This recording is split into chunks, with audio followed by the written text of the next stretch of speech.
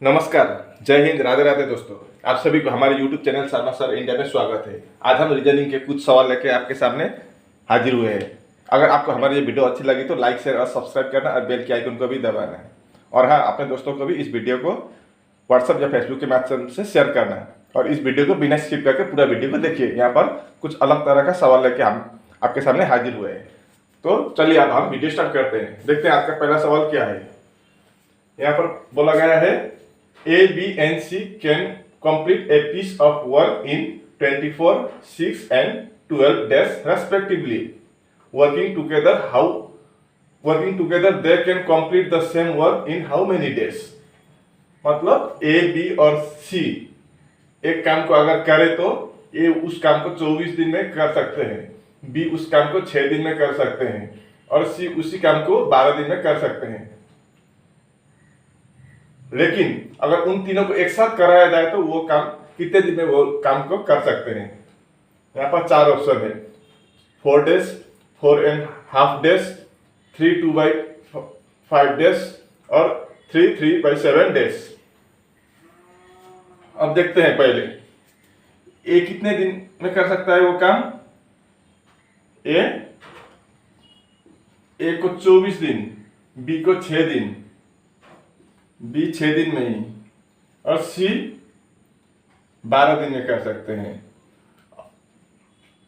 अब इन 24, 6 और 12 का अगर हम एलसीएम निकालें तो कितना आएगा एलसीएम?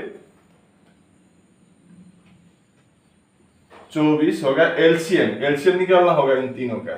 24, 6 और 12 का एलसीएम 24। तो अब वर्क एफिशिएंसी देखना होगा। वर्क मतलब काम करने की क्षमता किसकी कितनी है। एक ही काम करने की क्षमता कितनी है? 1 है। बी की कितनी है? ये 24 से 24 को डिवाइड किया तो 1। जो अब 6 से 24 को डिवाइड करेंगे तो 4 और सी का 12 से 24 को डिवाइड करेंगे तो 2। मतलब सबसे ज्यादा शक्ति किसका है? बी का है, 4 है। ये छोड़िए, ये देखिए, एक ही काम सेम काम को ये 24 दिन लगा देता है लेकिन बी 6 दिन में ही निपटा देता है। वही काम सी 12 दिन में करता है। मतलब 6 दिन में सबसे जल्दी बी करता है। मतलब उसका काम करने की क्षमता पावर कितना है? 4 है। काम करने की पावर सी का 2 है और काम करने की पावर या वर्क एफिशिएंसी या काम करने की क्षमता जो बोलते हैं वो ए का 1 है। तो इनको हम अब ऐड करेंगे तो कितना होगा? 1 + 4 5 + 2 7। टोटल काम करने की क्षमता इन तीनों का कितना है? हमको यहाँ पर पूछा था वर्किंग टुगेदर। अगर उन लोग तीनों ने काम एक साथ किया तो कितने दिन में वो काम को वो तीनों कर पाएंगे। तो हमको तीनों का निकालना होगा। तो ए का काम करने की क्षमता 1 है, बी का 4 है और सी का 2 है। तो टोटल काम करने की क्षमता कितना है? 7 है। और काम कितना है? काम बोले तो ये 24 होगा। जो एलसीएम निकलता है वही काम होता है। तो काम को हम टोटल काम को काम करने की क्षमता से या वर्क एफिशिएंसी से इसको डिवाइड करेंगे तो निकल आएगा। देखिए अब 24 काम कर को अब हम कितने से डिवाइड करेंगे? 7 से। काम करने की क्षमता ये 7 है तो 7 से करेंगे तो 7 3 21। यहाँ पर 3 आ गया, ये 3 इधर आएगा, ये 7 नीचे चला जाएगा, ये आएगा। अर्थात 3/7।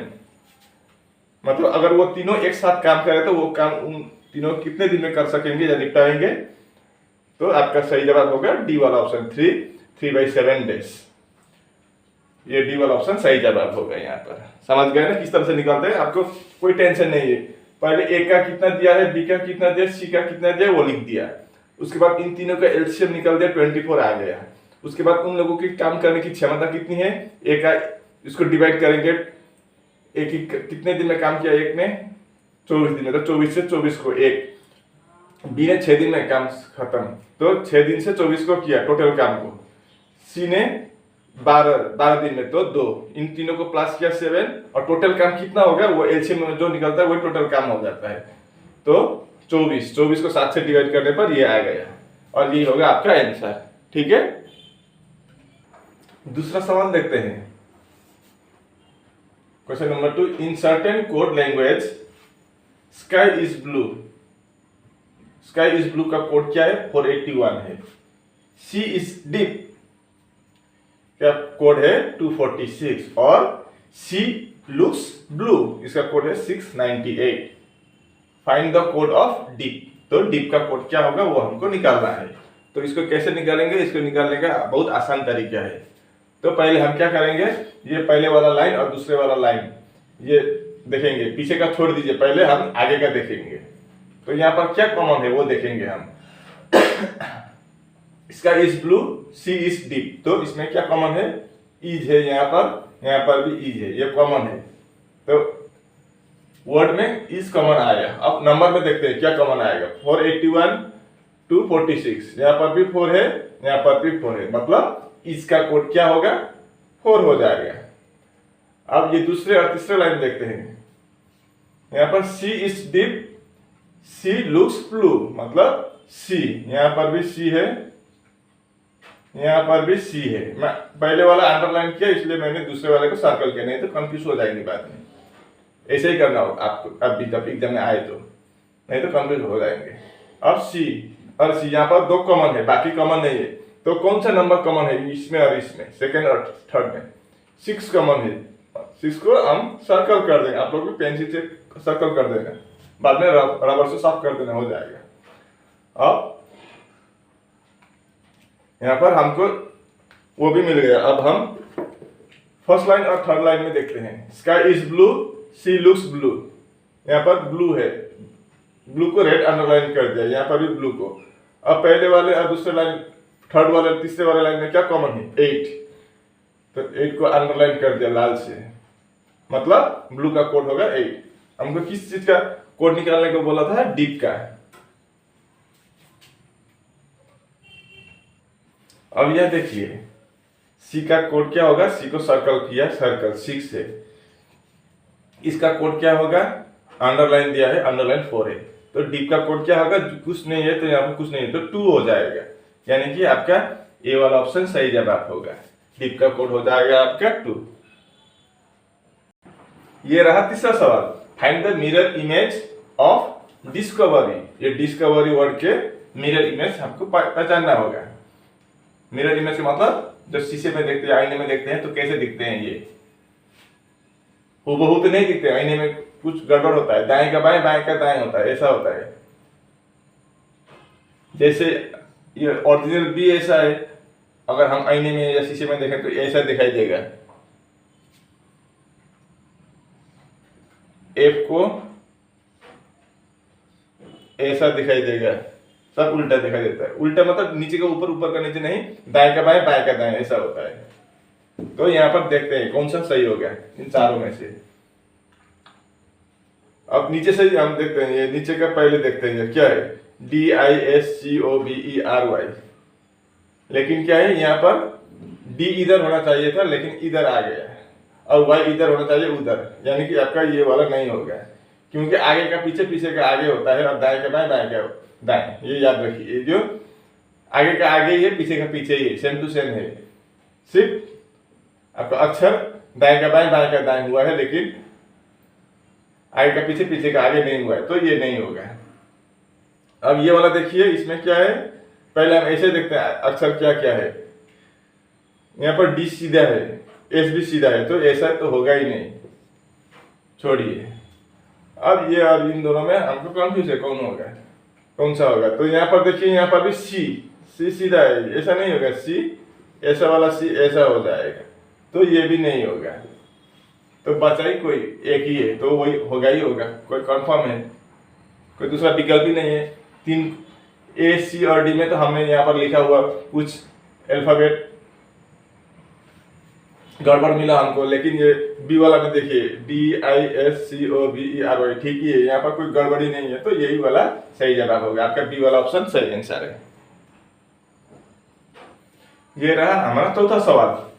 Looking in a mirror shows that the time is 1:15।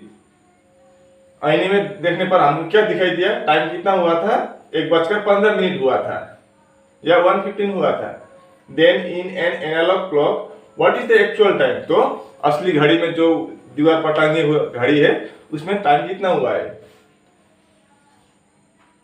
मान लीजिए घड़ी इधर वॉल में एक घड़ी है, दीवार पर एक घड़ी है, घड़ी के विपरीत साइड में अपोजिट साइड में क्या है, एक ड्रेसिंग आईना है, और ड्रेसिंग आईना पर एक घड़ी में जो टाइम हुआ था कितना हुआ था, 1:15 हुआ था।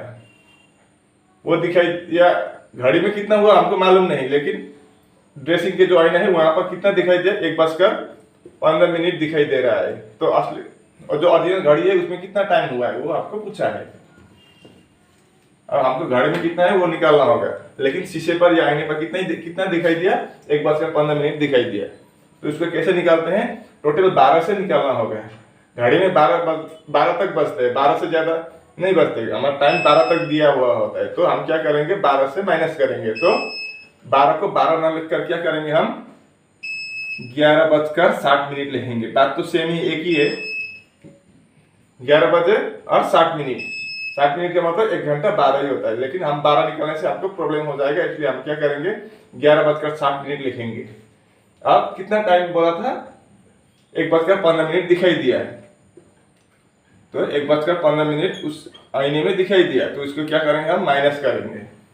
तो 60 से 15 माइनस करने पर कितना आएगा, 45 आएगा, और इधर 11 से 1 माइनस करने पर 10, यानी कि आपके जो शीशे में जो 1:15 दिखाई दिया, लेकिन आपके ओरिजिनल घड़ी में कितना बजा है, टाइम कितना हुआ है, 10:45, यानी कि आपका सी वाला ऑप्शन सही जवाब हो गया।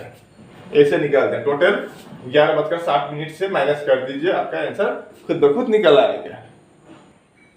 अब करते हैं 5वां सवाल, find the odd one out.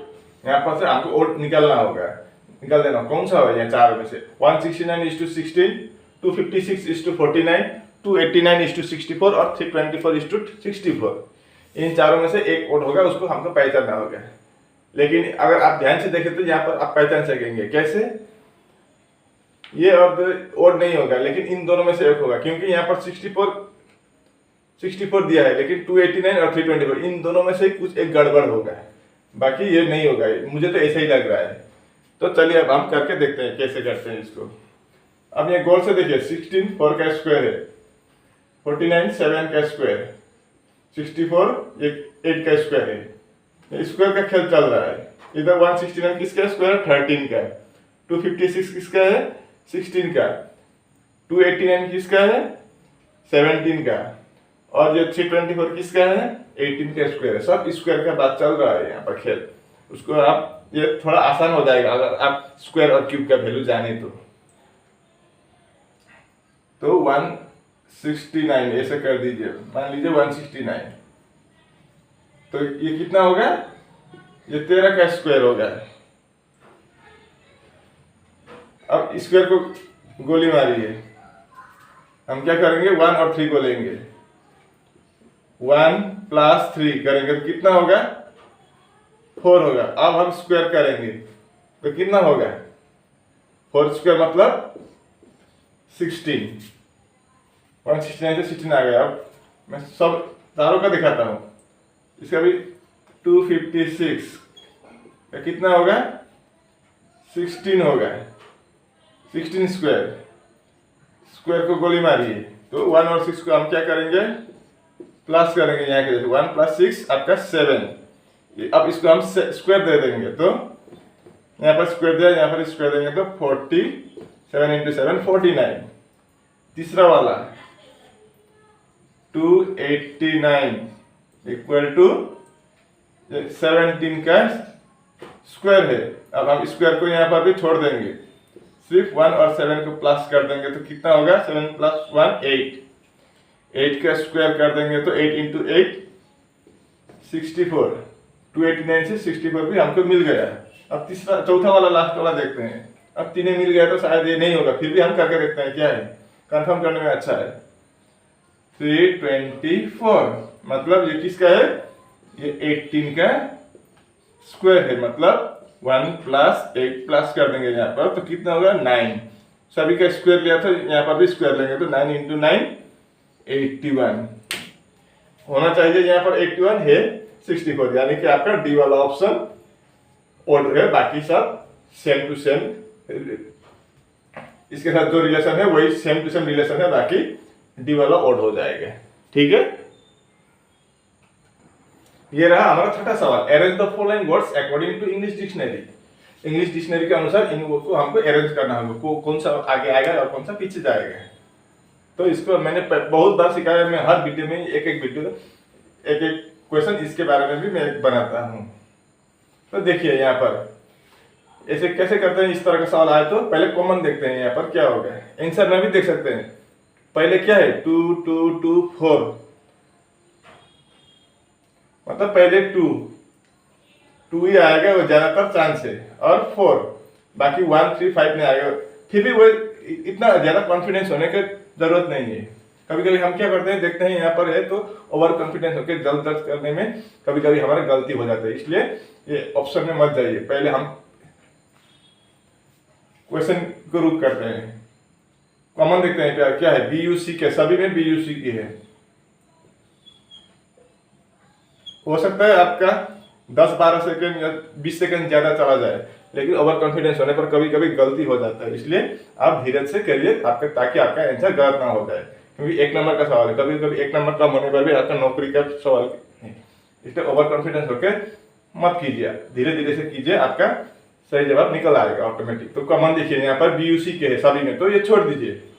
अब पहले देखते हैं कौन सा अल्फाबेट आएगा, SESLR, तो पहले E आएगा, E आएगा मतलब 2, ये E 2 वाला में है, तो ये वाला हमारा मिल गया है।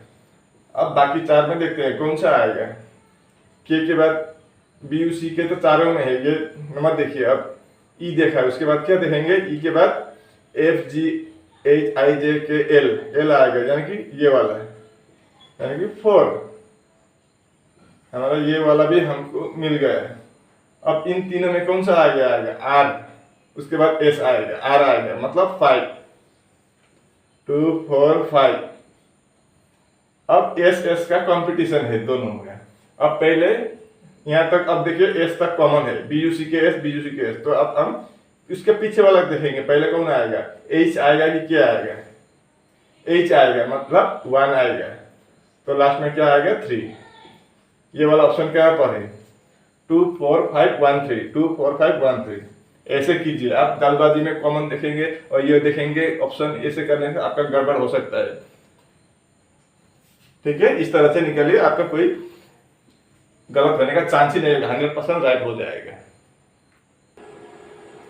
7 नंबर ये वाला सीधा देखते हैं, स्टेटमेंट में क्या है, ऑल ट्रक्स फ्लाई और सम स्कूटर्स फ्लाई।